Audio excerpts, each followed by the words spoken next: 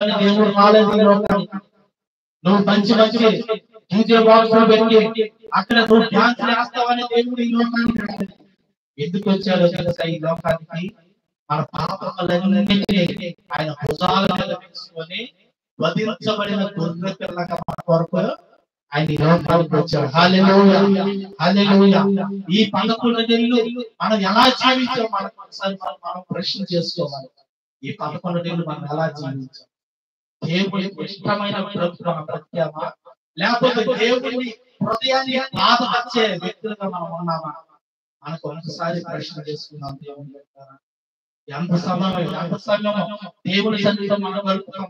ఈ 11 నెలలు ఎన్ని గంటలు దేవుని యొక్క సన్నిధిలో మనం ప్రార్థన చేసాం. ఆ ప్రార్థన మనకు ప్రతిఫలం వచ్చిందా?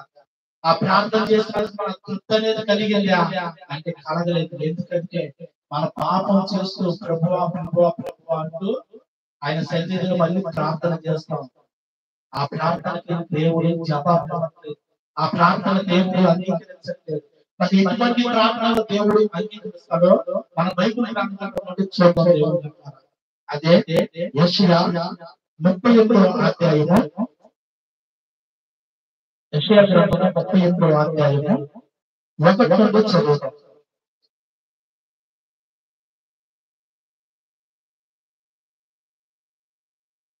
యెషయా 38వ అధ్యాయం 1 నుండి. ఆ దినముల్లో ఆ దినములలో హిజ్కియాకు మరణకరమైన రోగము కలగగా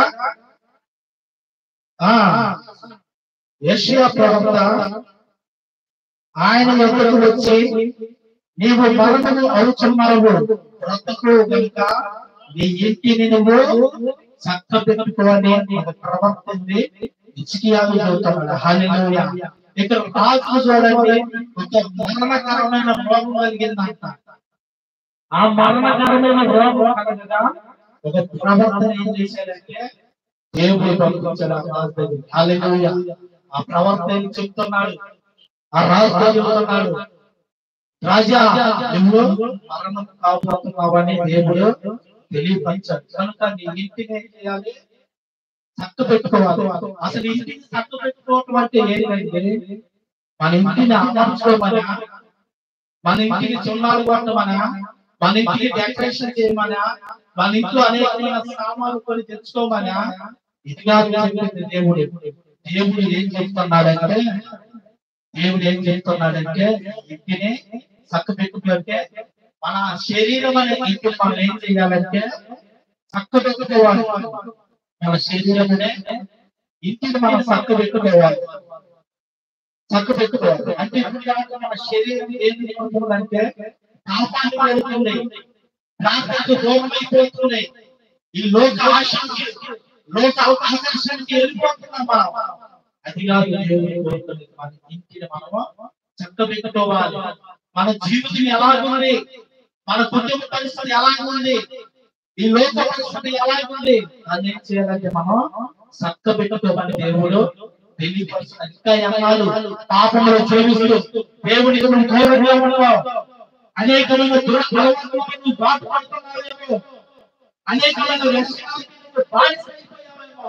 నా దేవుడు నీ బానిసత్వం నుండి దేవుడు విడిపించడానికి ఈ లోకానికి ఆయన వచ్చాడు. ఒక మనిషి కుమారుడుగా ఈ లోకానికి వచ్చాడు. గ్రహించావా? గ్రహించలేకపోతున్నావు. ఎందుకంటే ఇంకా అదే పాపమే భూమిలో, అదే పాపమనే స్థితిలో బ్రతుకుతున్నావు. నీ బ్రతుకుని వ్యర్థం చేసుకుంటున్నావు.